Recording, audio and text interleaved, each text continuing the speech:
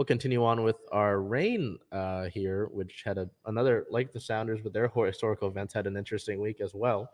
Over the past week, for the third time in this month of May, play the Washington Spirit. Oh, gosh. All of those games have been interesting. This one was a 0-0 draw. Play the game, defender Alana Cook. So, I mean, it's a draw. Makes sense for a defender to get it, I guess. An 8.0 rating in 90 minutes played, an 80% pass percentage. One chance created from her center back spot, which was a good chance. I mean, she cleared the ball up really well to Veronica Latsko. Latsko just unable to put it away, unfortunately. She was 8 for 10 on long balls for a center back, which is kind of pretty cool to see.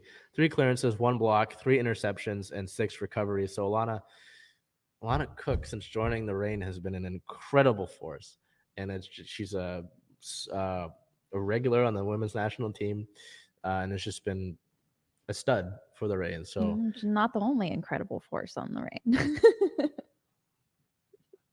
God, well, we'll get to it. That was alluding to something here, but I do want to speak on those Washington matches. I mean, in all 3 of those ones that have been played this month of May, the Reign have outplayed the Spirit, and it's just come down to the Spirit getting some unfortunate circumstance goal or play at the end of the game, like in the Challenge Cup semifinal where it doesn't get called and then they go to penalties. Right. So some people have said that obviously Portland's the main rival here, but the Spirit might be there might be a rivalry building there. So that's kind of interesting. We look to interrelated news. Luckily, the match report for the Spirit game was completely clean, so didn't have to worry about that. On the 19th, who Bel is alluding to, goalkeeper Fallon Tullis-Joyce won her 5th NWSL save of the week. Yes, that's 5 of them. For her save against Portland, we'll show you here in a second. She's won the award 5 times in 11 career appearances. Currently, I don't know if this is different. This was when it was announced, but she led the NWSL in saves made with 19 over 3 regular season games played.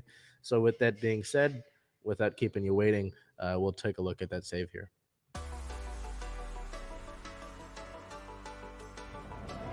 Sinclair up the middle. Sophia Smith. Save by Tullis-Joyce. Big time play on that breakaway. Well done from Tullis-Joyce to come off her line, make herself big, and deny the opportunity from Smith.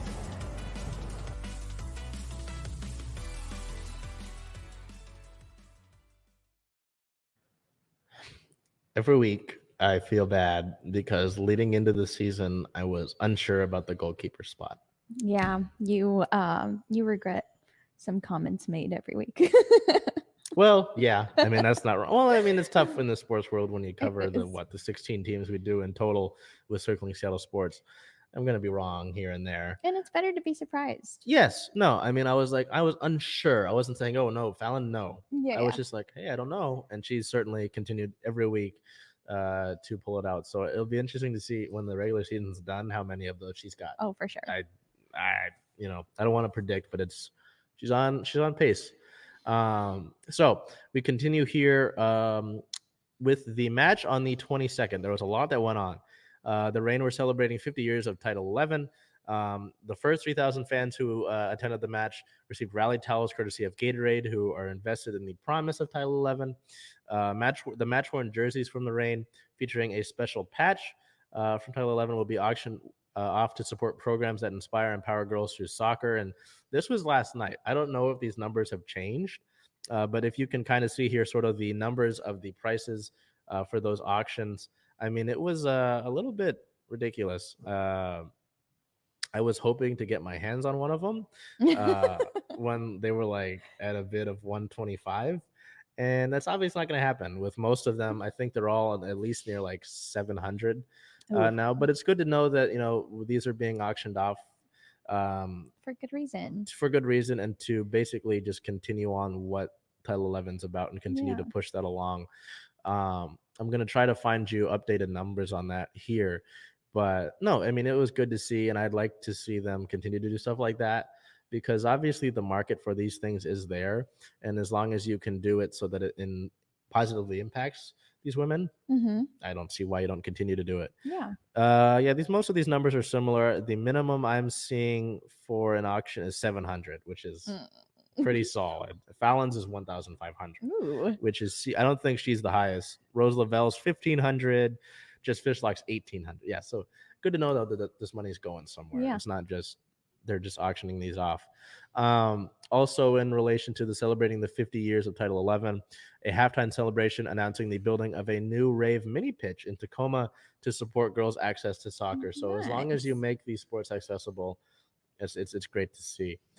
Continuing with these historic achievements that we talked about, first of all, Lauren Barnes, the captain of the Reign, a Reign original, one of the 3 players on the roster to still be with the club since its inception, reached 15,000 regular season minutes played in the National Women's Soccer League.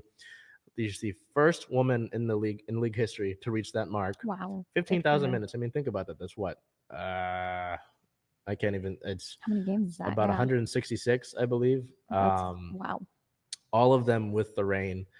And I would like to say now, Lauren Barnes has been a consummate professional since she joined the Reign, since she started in this league, has been someone who always continues to push it forward. And just all I've heard from teammates and just in general from the media, how I've interacted with her, she's always been a consummate professional. Everyone says she's one of the kindest human beings that they've met and continues to be. I mean, you don't get to 150 matches, 166 matches, 15,000 minutes without earning your spot. And on the Right. same team. Yes. Yeah, exactly. No, it's not some players that, some veterans in whatever league that, they still play, but certain teams are taking chances on them. She's been in the same place. I know even when I interviewed her, she was unsure about wanting to return to California because she's from California, and with the expansion drafts, right? The 2 teams from California, she gave a great answer to that.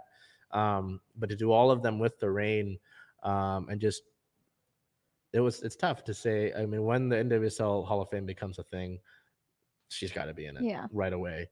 And to see her continue to play and wanting to seemingly play a few more years at least, I just wanted to take a moment to recognize that achievement because it is pretty incredible. I mean, 15,000 minutes, is it kind of hard to even fathom? I don't know, so Lou, congratulations on that. And then also congratulations to forward Veronica Latsko, who reached 50 NWSL regular season games played, joining her teammate Bethany Balser, who reached the achievement last week, the 2 Reign players to reach that achievement. So, good to know that we're keeping track of these achievements because Jess McDonald, who actually plays with Racing Louisville, who the Reign played last week, I think she tweeted after the game, how many games have I played? Because she had not been recognized for 150.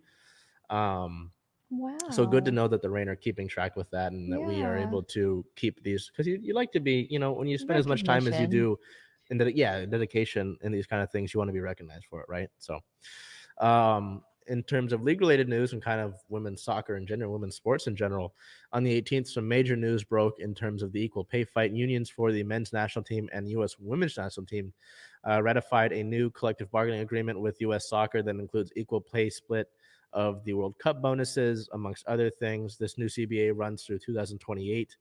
90% of the money that U.S. soccer receives from FIFA for their World Cup participation will go towards these new contracts. A lot of it just seems like it was split down the middle. And I want to recognize, though, that this is obviously a huge moment, but not to think that it's over, because there's so much more work that could be done in the fight, not only for women, but for women's sports, for this money. And we just, as we continue to look here in so many different ways, like you were talking about with the investment of women with the Storm, when the investment is made and when the proper channels are given to these women, it produces. So it's like, enough with, we don't think it's going to do it. No, the examples are there. It's just about putting that into motion. So I want to recognize this achievement, but also know that there is more work to be done. Yes. Also on the 19th, more female history was made in relation to FIFA. FIFA picked the first women referees for the Men's World Cup. 3 women of the 36 referees were announced.